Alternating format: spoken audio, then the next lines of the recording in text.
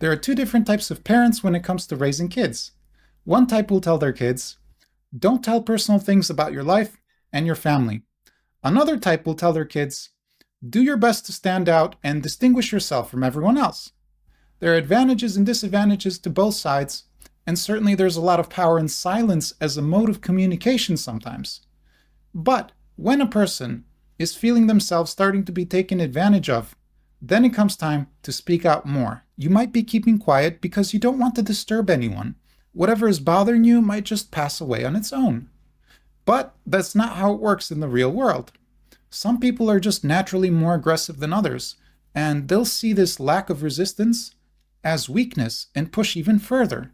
They might start checking boundaries in the form of telling you to your face things you don't want to hear, like put-downs. If there's no resistance, they might escalate.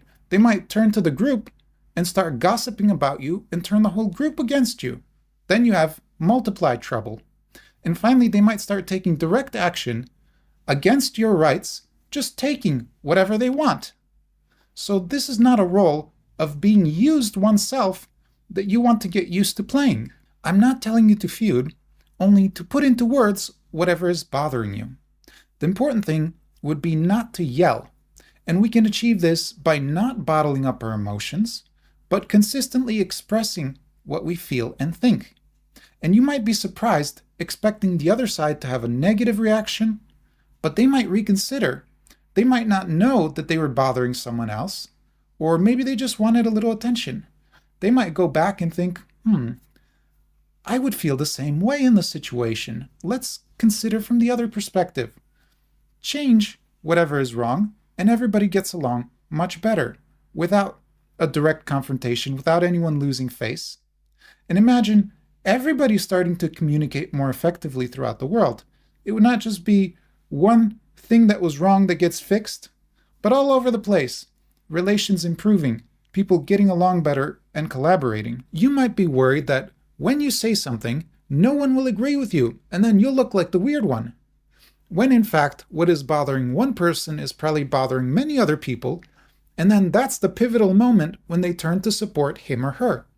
That person could go from having low importance within the group, nobody even knowing who they are, to having considerable influence, and then leading more for their noble cause. If this video has encouraged you to speak your mind more, consider liking and subscribing so you can catch more videos with interesting ideas from poetry and play in the future. Don't you want credit for your good work? Imagine at school, maybe you did a great job writing a homework assignment, and someone else ended up copying from it and themselves getting the recognition. So how do you feel then? There is such a thing as too much modesty. In more concrete examples, I've been a part of groups where the loudest person in the room, with the most certainty, wins the following of the crowd and leads them right into some trap. At that point, someone else might say, I've been hearing different ideas from this other person the whole time, and now I want to follow them. If that's you, at that point, you don't want to refuse the extra responsibility and rewards that come with a higher position, because those resources are what can help you do your job even better and serve the needs of the whole group. Only, if you're worried about going too far, that's easily remedied too.